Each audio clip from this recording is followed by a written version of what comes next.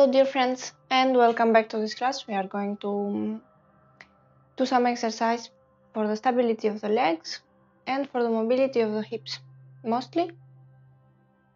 So enjoy, and I hope you have already done the exercise with the ball and the inclined plane once more and you are ready to start. So we are going to start with balance. You can take a brick and put it just in front of you. For the moment, just stay on your heels, feel a little bit what's happening under your feet, feel a little bit the differences between the right and the left side. Really take your time to feel all the surface that is touching the floor. Inside of the heels, outside of the heels, back of the heels, front of the heels, fingers, front of the foot,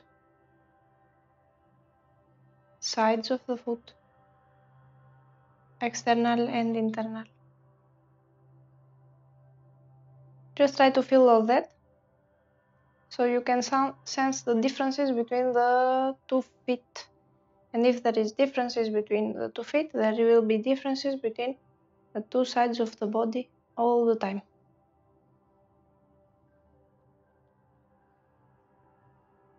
Try to feel where is the source that is generating these differences. Is it in the ankle? Is it in the bones of the feet? Is it in the knees? Is it in the hips? What is blocking you from being symmetrical?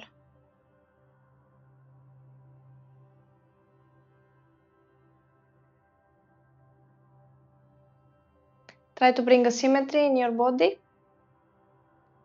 Try to bring both heels in the same surface of contact with the floor and same pressure, and feel which one is feeling more in a difficulty of being there and wants to go back to its place.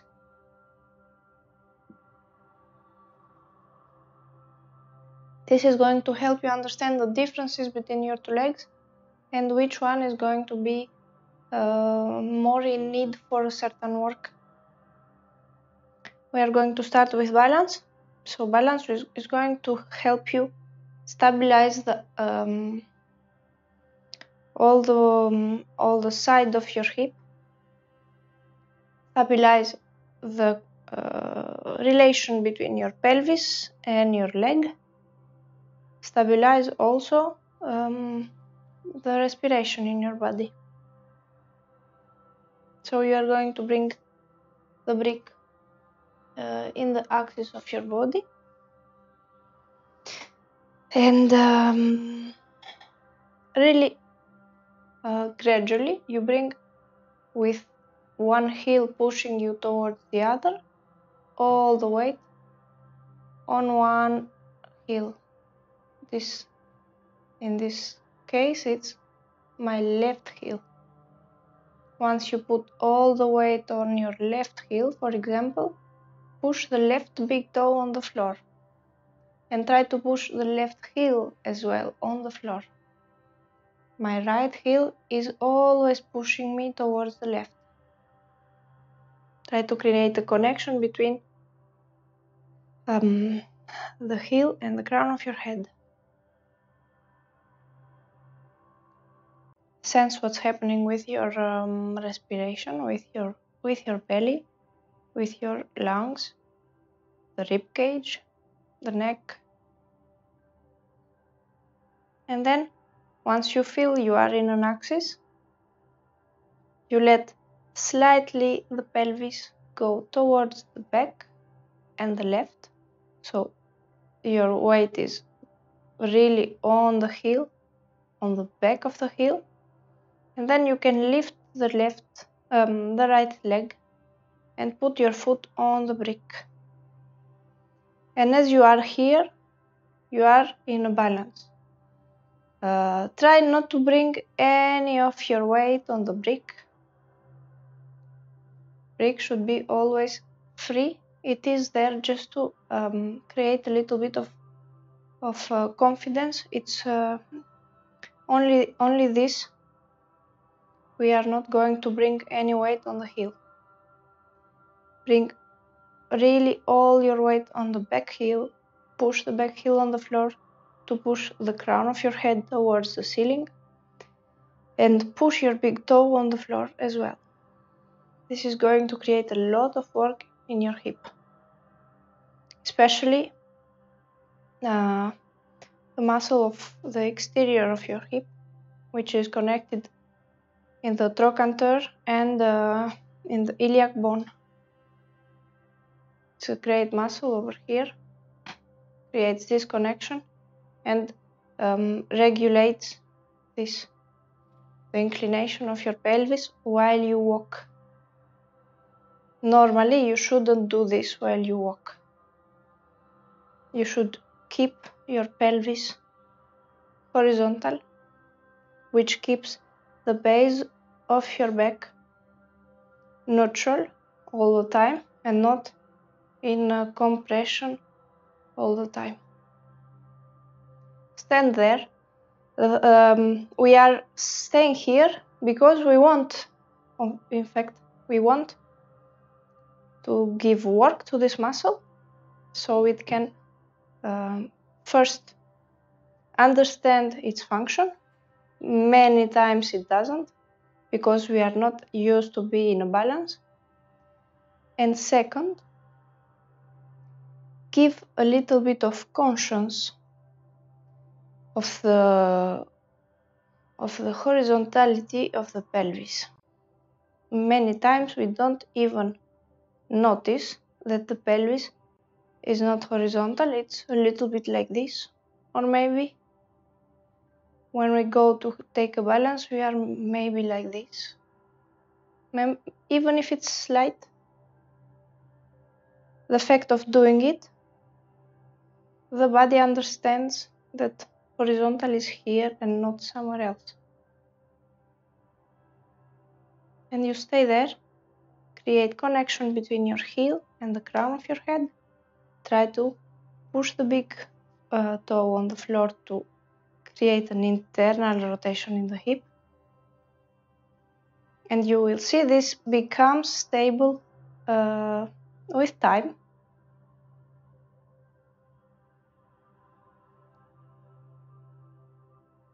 If you want, you can join a little bit of work for your hands. It's like you are creating an external rotation in your shoulders. Elbows come down, palms go towards the ceiling and relatively towards the back.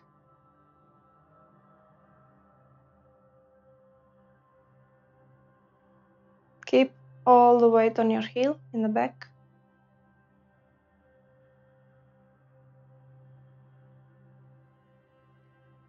The activity in your foot is going to bring an activity in the leg. It's going to stabilize the leg in the long term in every sport you do and in everyday life, in every step you take. This is necessary for people who work a lot standing up, and as well for people who walk a lot for transportation. For example, if you don't use a car or a bus or a bike, you have to walk. So if you walk with an unstable pelvis, then you will have problems, especially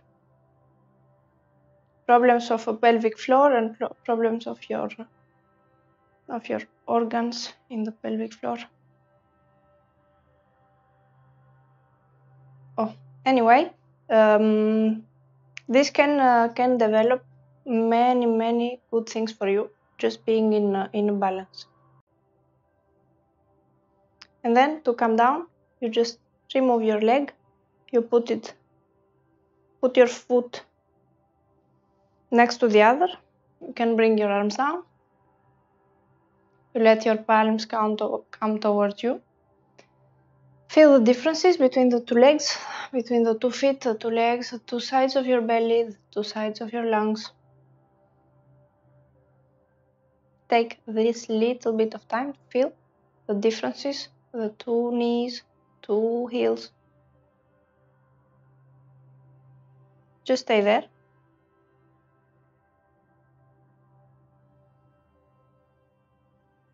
If you need to, you can use a support. You can use a support, a chair, a stick to hold, so it can help you a little bit with balance. It is important because if you stay in the posture and you fall every now and then, you will lose stability. You will not have enough activity to go really in an articular work. You are not going to attain really the joint. So this is interesting. Taking consideration of these things, it's interesting knowing what we need to do. This is why I speak now. But also because you need time to feel the differences between the 2 sides. And you see there are many differences, but even in 2 nostrils, the respiration, the fresh air that comes in and out, 2 sides of your what's this called? The mandibula. And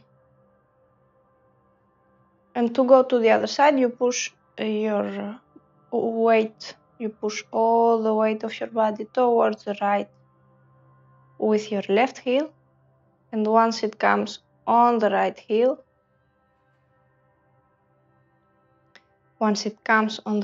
you push your big toe on the floor, the right big toe on the floor.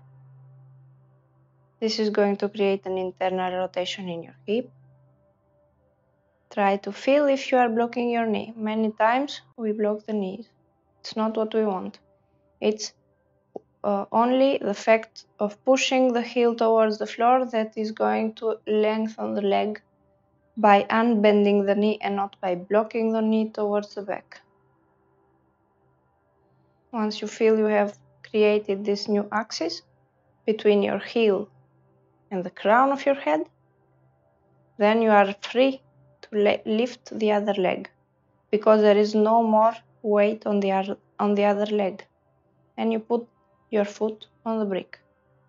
You see the brick is unstable. If I put my weight here, it is not going to take my weight. It's going to fall. So you stay there on your right heel. Push the right big toe on the floor. Keep the pelvis horizontal. Keep your belly active in expiration. In expiration, what the belly does is create less space for the abdomen, for all the visceral mass, and it makes us expire. So exhale, it's only this. And inhale is just releasing this muscle of the abdomen, the transverse abdominal. Try to feel what's happening with it. If you put really well the weight on your heel, you don't need to use a lot of force on the big toe and maybe in the little toe of the foot to keep balance. In fact, balance is really posing the center of the mass over the heel, and as much as we stay there, the more we stay in this axis, the more it stabilizes itself, and we don't need to correct with the big toe and the little toe. And you stay there. Try to feel what's happening in your hip. Does it need rest? Do you feel difficulty in staying here? Is your pelvis always horizontal? Pay attention as well. Is your pelvis facing front? Or are you turning? Try to stay facing front. Keep all the weight on your heel. Concentrate yourself. Feel what's happening in the abdomen, in your respiration, and even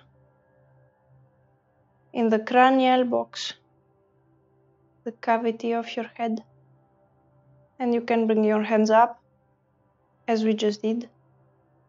Palms facing the ceiling. Elbows a little bit bent. We were mostly there, but you can come a little bit higher.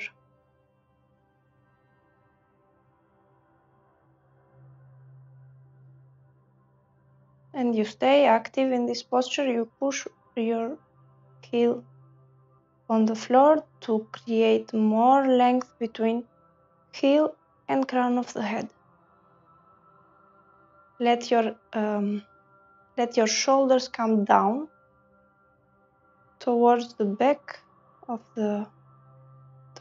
and not towards the sides.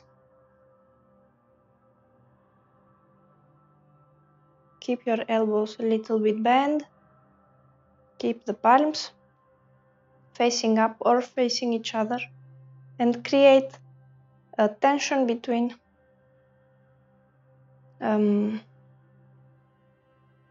the thumb and the little finger.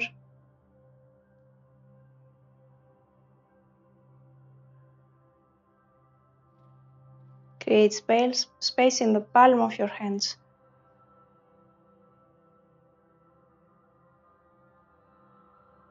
Stay present. Feel what's happening with your respiration. Feel what's happening with your rib cage. Is everything stable on your pelvis? Or is your leg making everything oscillate all the time?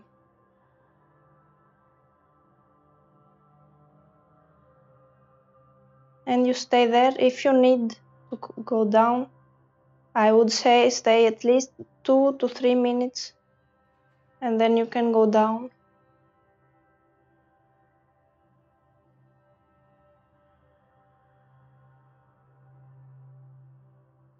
Normally, it is easier to stay once. In the first side we do, it's the side we are used to stay, the side that is used to keep the weight of the body in balance. And the other side is normally what we do secondly, and it's more difficult to stay in this side because it's not used to keep all the weight of the body. It's used to doing something else, like making the first step when we climb the stairs, for example, or when we start to move towards something.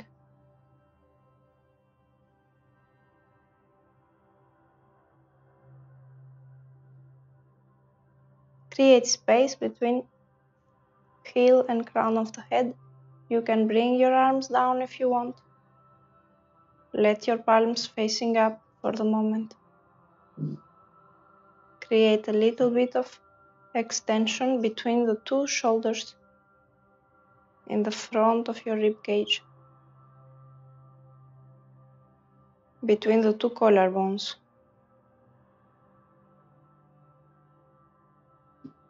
And you stay there. Enjoy what's happening in your body. Keep really all the weight on your heel. You can come down, put the foot next to the other one. Feel the differences between the two sides. compare with the differences you found the first time.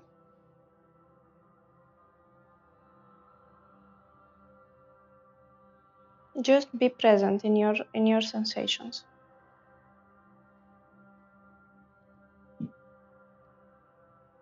This is a preparation for the tree pose. We have to be able to be in balance to be able to go towards the tree pose. What is exceptional in the tree pose is the leg in the inside of the thigh. So if you are ready to go towards the tree pose,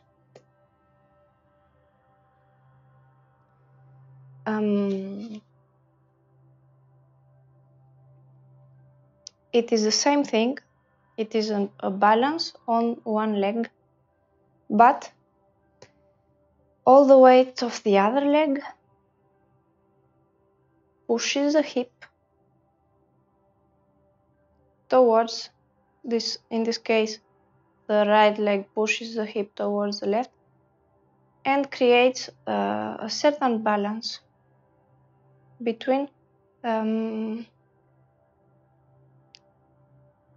the two weights, the weight of the body and the weight of the leg, that create a new center of gravity, which is slightly more towards the right in this case, and it's going to push you even more towards the left to be vertically over the heel. And try to be really on the heel and not in the external side of the foot. Push the big toe on the floor. Stay present. If you want, you can come in Namastasana.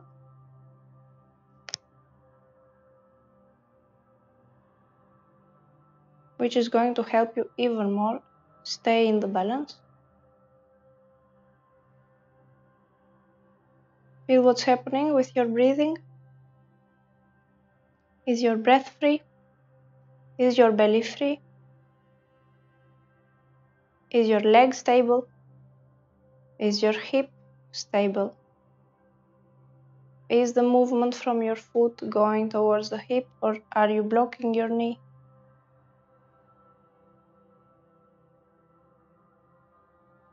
And you stay really present in the sensation of your body. It is necessary to be there. If you're not here, it's better to go for a walk and not do yoga at all.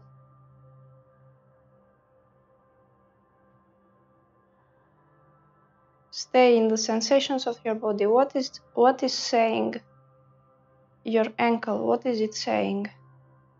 Are you symmetrical on your ankle? Or are you more in the outside of your ankle? Are you pushing enough the big toe on the floor? Are you pushing enough the heel on the floor to create more space and to bring the crown of your head higher? And then you can come down. So this is necessary to be able to feel the differences and the effects of an asana. It's necessary to be present. It's not accessory.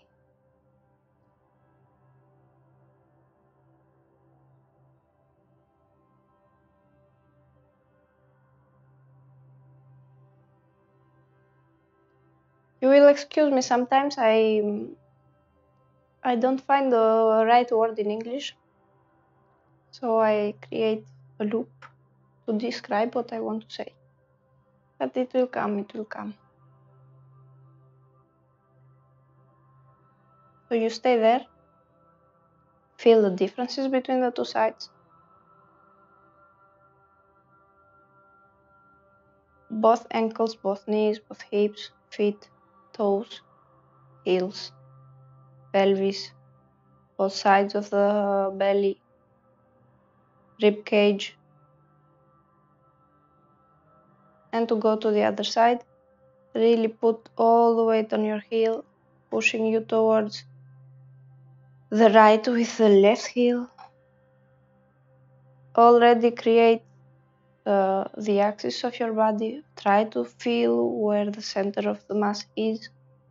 You can, for the moment, open your knee towards open the left knee towards the left to be able to flex more the heel. You can the hip.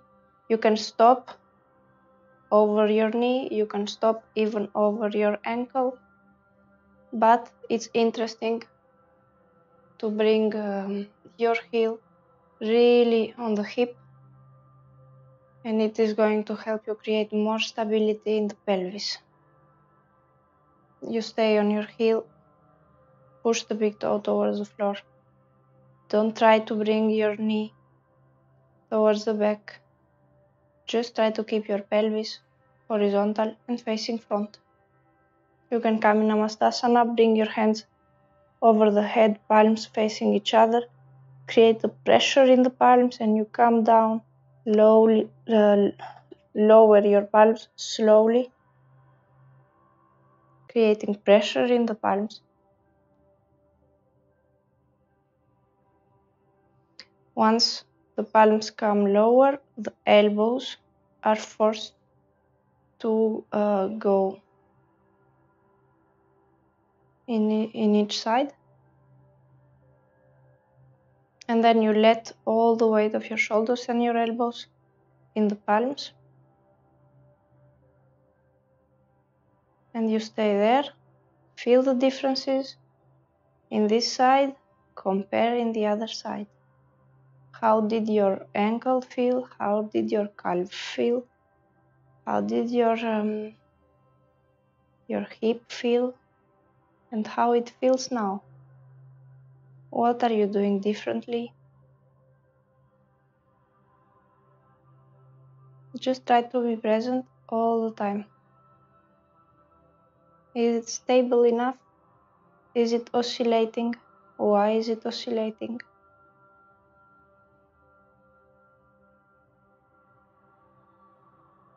And you stay present.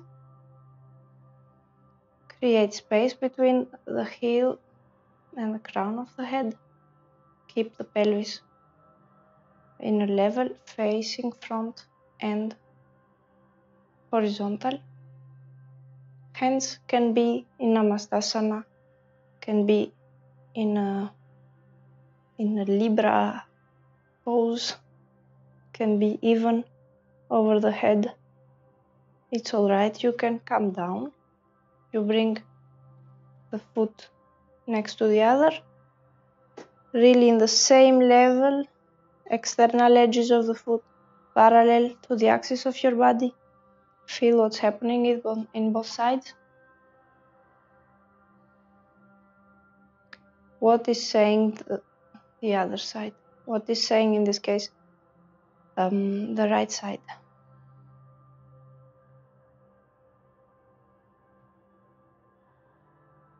Really important to stay present in the posture and after the posture.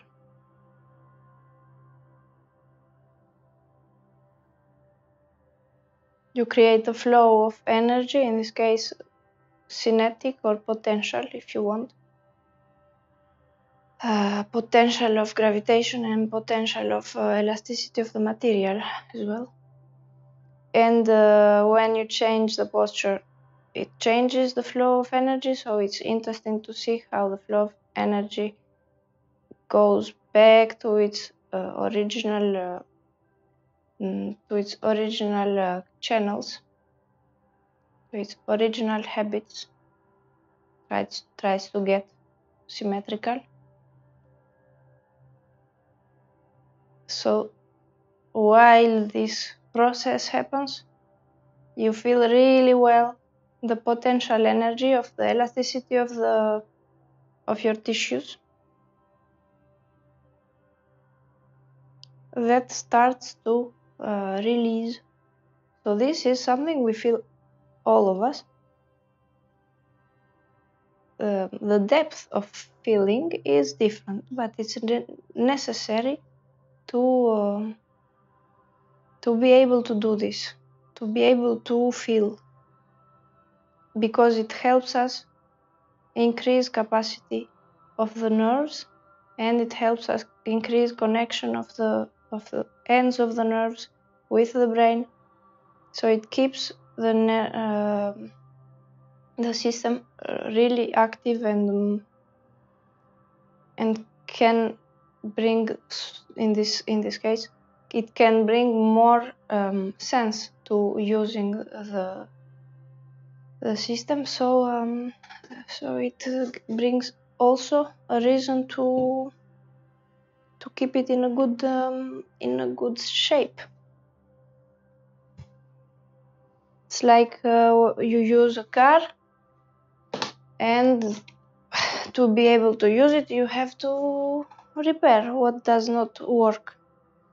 So a little nerve or a little connection, if it does not work, the body it's going to try to repair, and it doesn't do this if you just let the car somewhere else and you don't use it at all.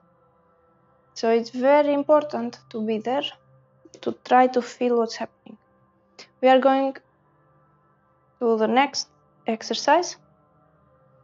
It's working again in a balance, but trying to work an external rotation of the hip. This can start here. So you grab a chair, you put yourself in a balance as we do normally, and you stay away from the chair, so you can put your femur perpendicular to your pelvis. So you stay there, you just let your hip joint turn externally. So this is maybe the case for many people. It's already difficult to be here. If you don't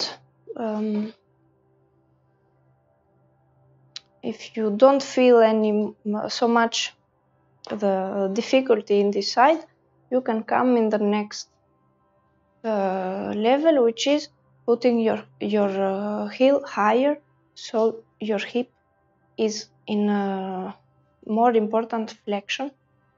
Like in this case, flexion is almost 90 degrees between your hip and your trunk.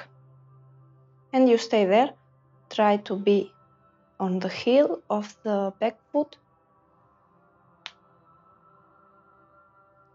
Stay present always in the action, because it's going to help you situate the differences as well from this side to the other one when we are going to do the other one, and you stay there present.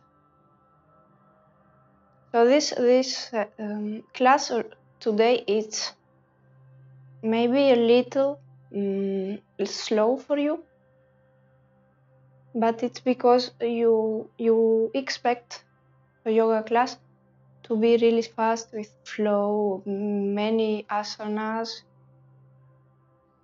chasing each other. But don't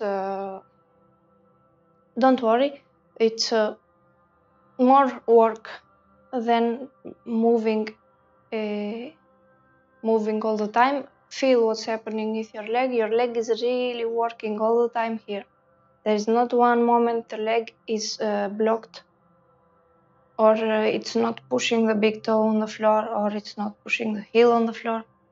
Trying to create space between heel and crown of the head, searching for this axis, the axis of your body. And you stay there present.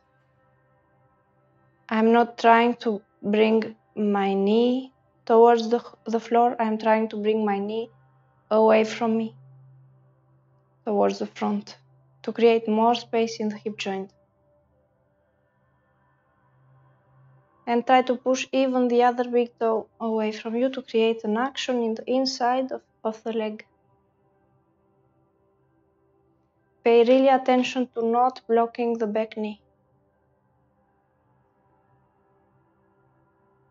Try to see if your pelvis is horizontal, if it's facing front, if you are exhaling from your belly.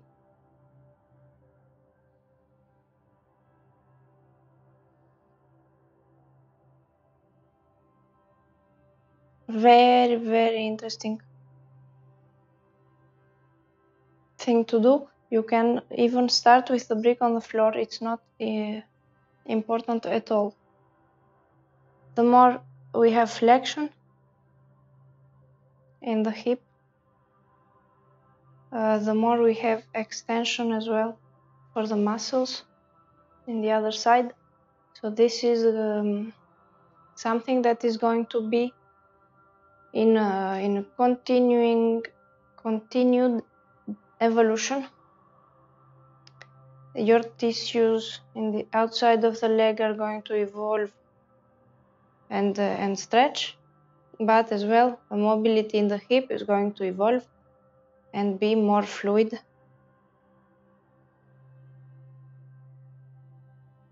And you stay there present in what you do. You can come in the other side, you bring your leg on the floor. Bring both feet next to each other.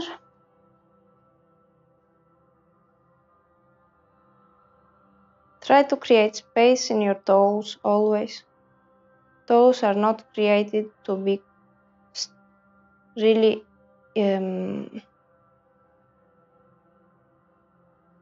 like sticked one with the other, like you have a glue between the toes.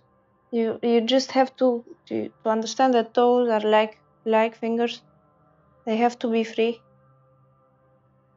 Imagine your fingers all the time like this. It's really depressing. Imagine what you do with this. Really compressed. Let your fingers and your toes have space between them.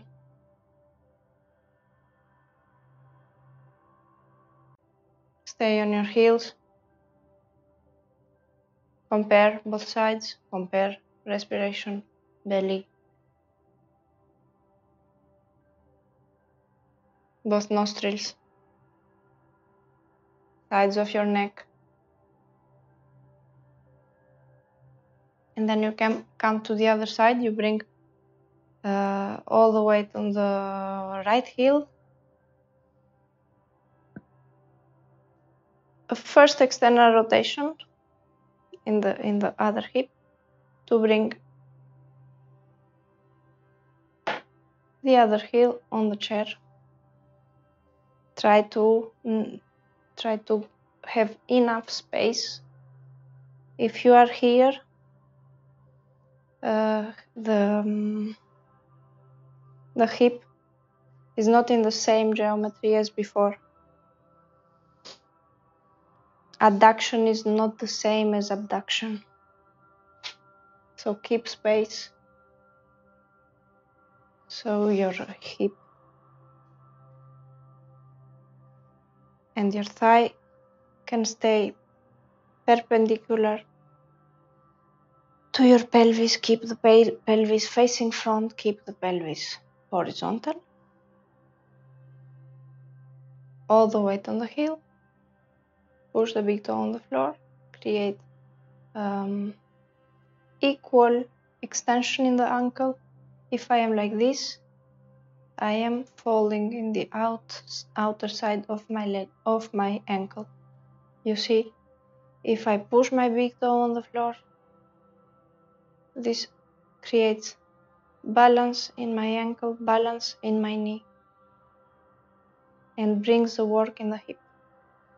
So this is really a question of being attentive, minding what you do.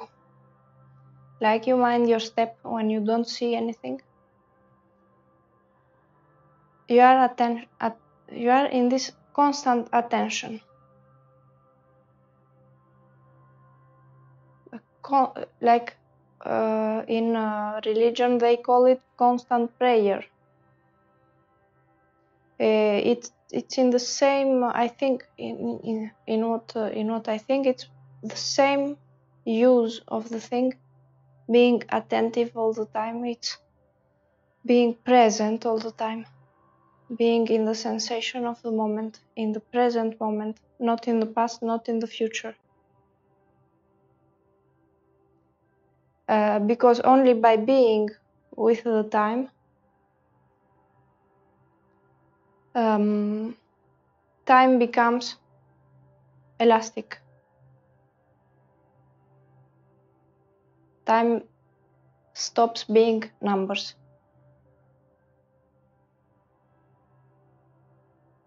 Stay really on your heel, push the big toe on the floor, create balance in the ankle, balance in the knee. Feel the outer side of the knee, the inner side of the knee. Are they balanced? Are you not falling from because of the foot? Because of the foot always. Are you not doing this?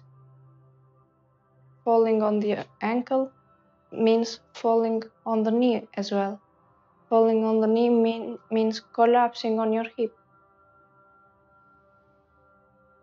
If the foot reacts correctly, then the knee is going to be balanced and the hip is going to be working correctly. So I think I stayed maybe too much in this side, but it's all right. It's interesting to understand that the leg starts with the foot. Foot is really important for the leg and for all the body. So to come down, you bring your foot next to the other. Feel both sides. What's happening in both sides?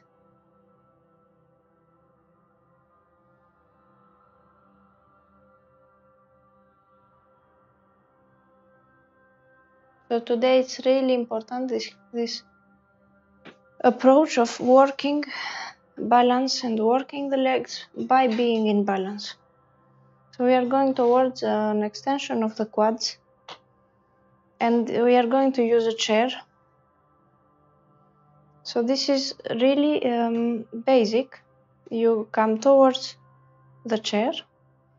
You come again on a balance by pushing your weight towards one of your heels, and then you put the other foot on the chair. You let your heel out of the chair.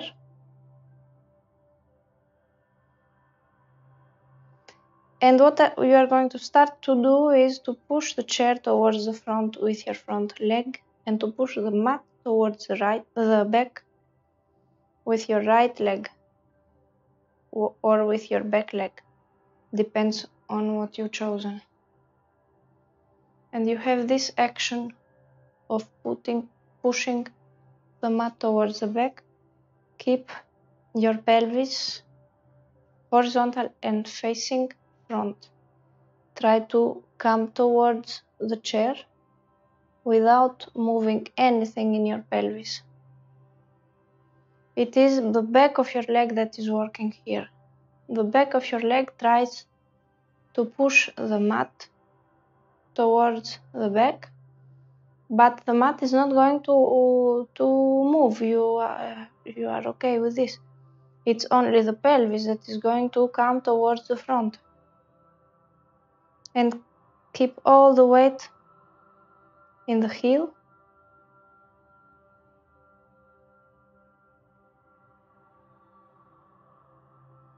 It is the heel of the back leg that brings all this energy here in your quad. And you can start here or here. And it's the same logic. You push as much as possible the mat towards the back.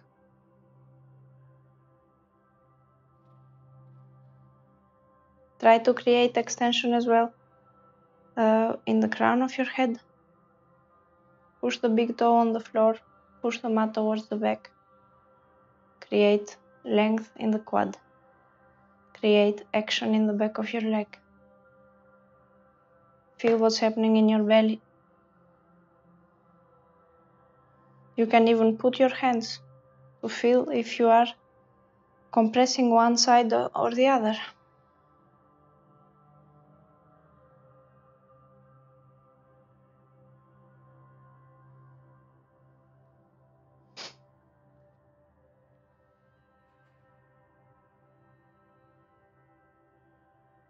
Keep pushing the mat towards the back with your back heel.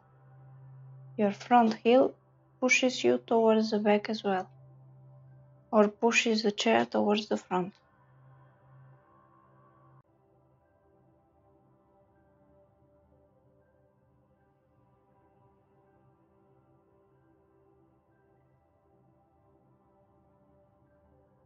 You can stay there.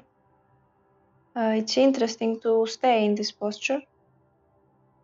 It's the first gesture of walking. It's propulsing us towards the front. It's the back leg that is going to do this propulsion towards the front, which is just pushing the floor, pushing the earth towards the back when we walk.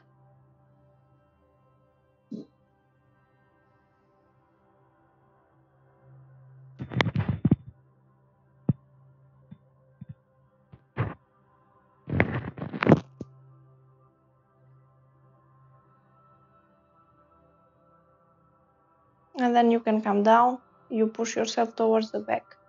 You bring all the weight on your back heel. And then you can lift the other one to put it next to the other. I'm maybe going to do it facing front so you can see how my leg is a little bit towards the exterior. So you can again feel the differences, both sides.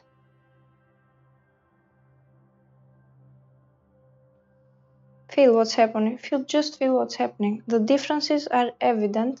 You just feel what's happening. You come to the other side. Bring all the weight on your heel. Push the big toe on the floor. Again, we are in a balance.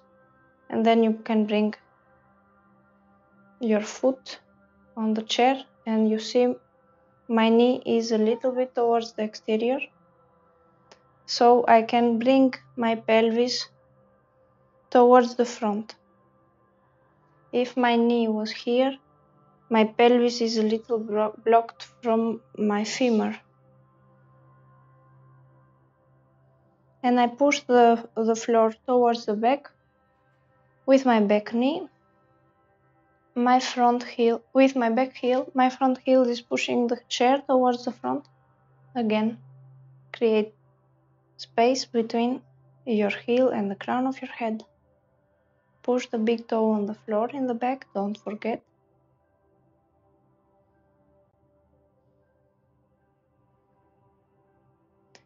And as well try to concentrate in your breath.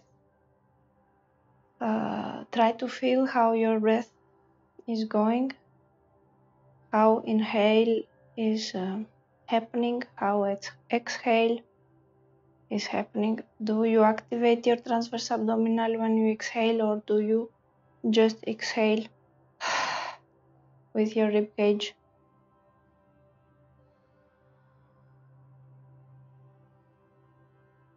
So all these things are very important. For the moment, okay, it's yoga, but for the life moments, everyday life, you can as well try to do this. It is very useful in keeping your nervous system active. If you do things mechanically, it's going to let many of these fine sensations become invisible. This is not what we want. So you stay as much as you can, you continue pushing. We are going to come down. I don't know if we have time to do what we want, all what we wanted. We are going to sit on the heels as much as possible in the back of the heels. So as much as possible you try to be in an anterior tilt of your pelvis. This is the idea of sitting as much as possible in the back of the hips, of the knees, of the heels. I will try to find it. If I don't sit really towards the back and I sit right there over my heels, you see I am in posterior tilt of the pelvis, and this brings pressure in the abdomen and mostly flexion in the lumbar spine, hypersyphosis and hyperlordosis. We don't want this. We want an anterior tilt, which will bring an extension in the lower back and a syphosis that becomes smaller and lordosis that becomes maybe invisible. We don't normally have to have a lordosis, even if it is everywhere in the books. And even here we have a lordosis. It's not necessarily anatomic. It's not in the morphology of people that carry on their head. At least people that use their neck and their head. For people that use their smartphone and that sit really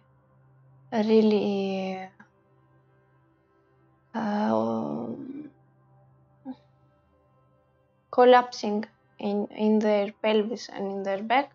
Oh, yes, this is normal for these people, the lordosis. But for people that really use their neck and their head, this is something inexistent for many cases.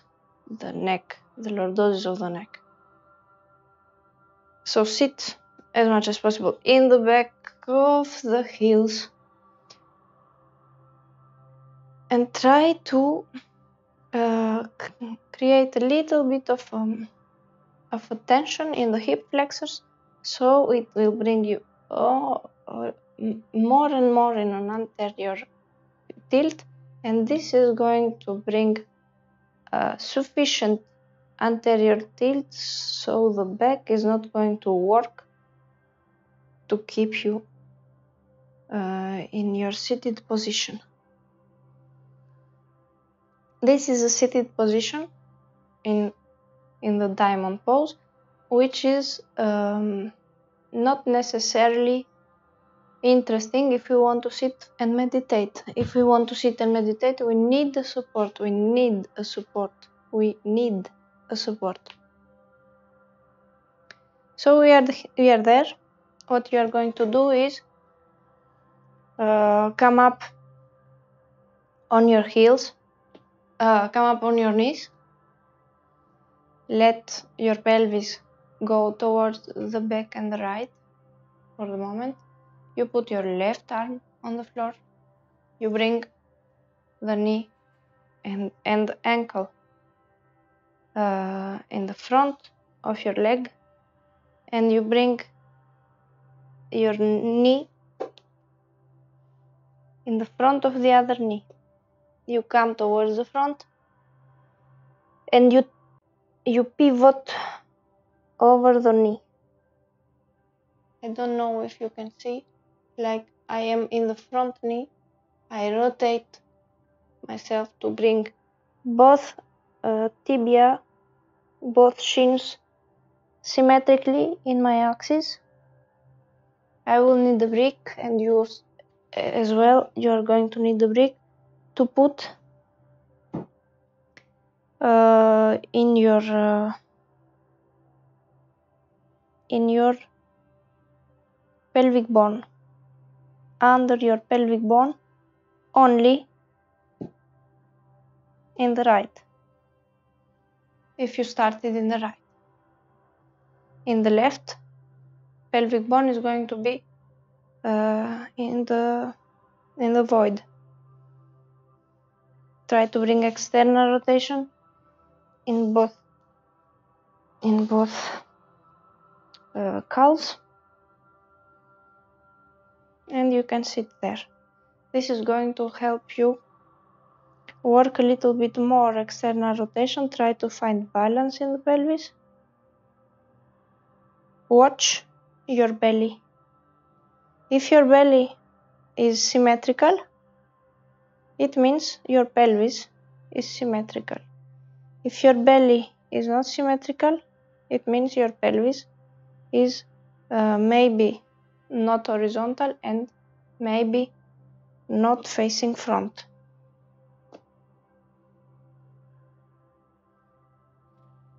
And you can stop. Just feel what's happening. So this is interesting for an extension of the ankles, but as well for this external rotation of the hips. And it's a posture that is going to help you create a little bit of length in the back of your pelvis, and as well release tension in the back of the pelvis, in the basis of the back, in the sacral zone. You can put your hands over the knee. You stay there present. Feel what's happening in both sides. This is going to be our last pose. So we are going to variate many times. We are going to end with one stable pose. All seated poses are poses that need time to bring the effects. Many of them are made for it. In fact, this external rotation is meant to bring us release of tensions in the back of the pelvis, and you see that the pelvic floor finds expression in this posture. You see that the belly as well finds expression. If you listen, try to listen the sensations. If you listen to the sensations, you are going to understand why we do this. If you are not listening to the sensations, you are not going to be able to continue anyway, because it becomes really boring, in fact.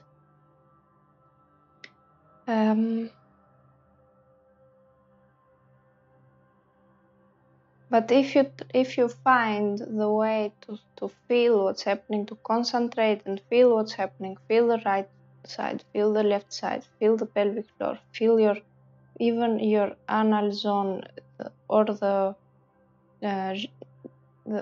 front of the pelvic floor. Try to feel the tensions, try to feel heat, or there are many sensations you can try to find. Fluidity or solidity or space, lack of tension, presence of tension.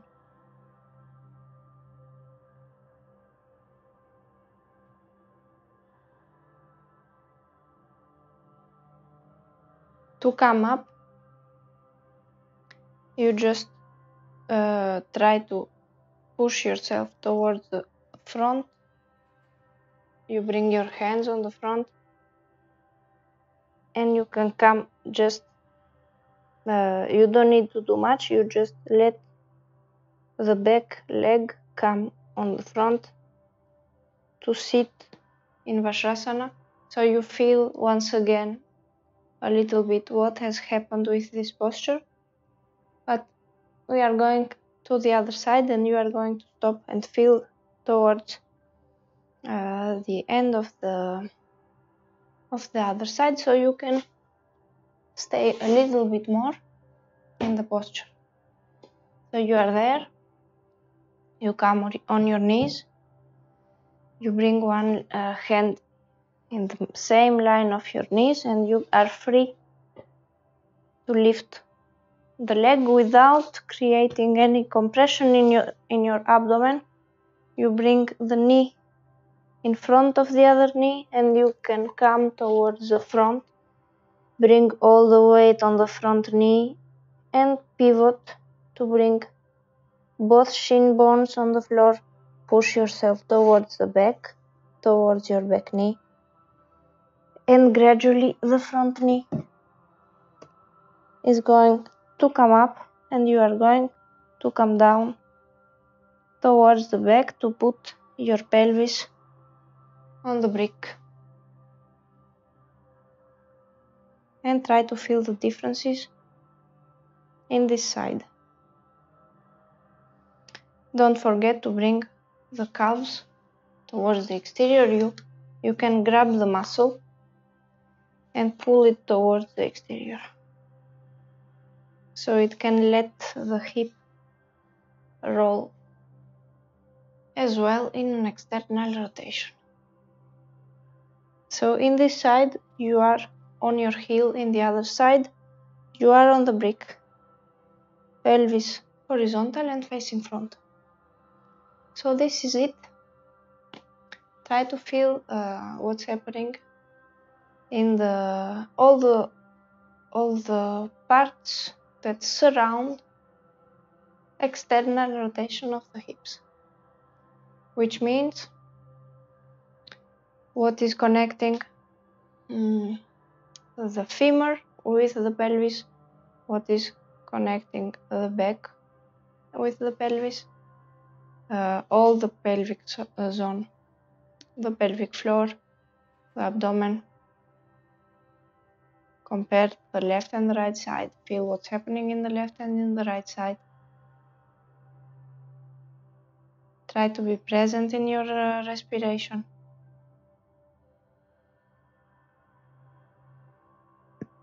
If you want, you can add the Gomukhasana hands. So,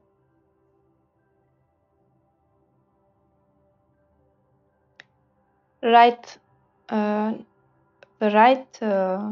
leg here is trying to make me turn towards the right. What the hands will do, if I bring my right hand first and my left hand second, are going to try to bring me towards the left. So this is going to bring me in my axis. Keep the elbows, shoulder height. Keep a pressure in your hands. And you look straight in front of you.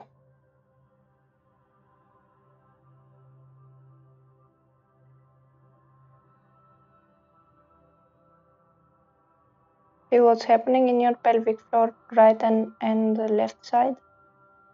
In your anal zone as well. Don't create false pressure, just release tension. Release as much as possible tension you are just keeping there actively by wanting to hold, to control. Let everything go. Have faith as well in the posture. It's not made for nothing. It's made to help. It's made to help you understand and know yourself. It's made to help you understand and know the relation between things. And if we speak about this, it is the relation between you and the world. So this is not going to keep you in a closed box in yourself. This is made to bring you in harmony with the world, because you will know how to relate with the world. This is it. And then you can come down, you can just sit there and continue your posture. You can come on Savasana if you want. I will wish you a good practice, and I hope you repeat during the week, because the sessions we are going to continue now, we are already in the 10th session. They are going to be a little bit more demanding in terms of mobility, articular mobility. So it's interesting to repeat during the week the classes. So this evolves little by little. If you don't have time and you do it just once a week, this is not going to be interesting for you. So next sessions, just stay in the first videos. At the time you see that you are able to do things well. If you are already doing yoga and you don't have any difficulties, you can continue with the next videos normally. So I will stop the class here. Thank you for being present, and thank you for taking the time to understand how all happens, how all works. And see you soon. Have fun.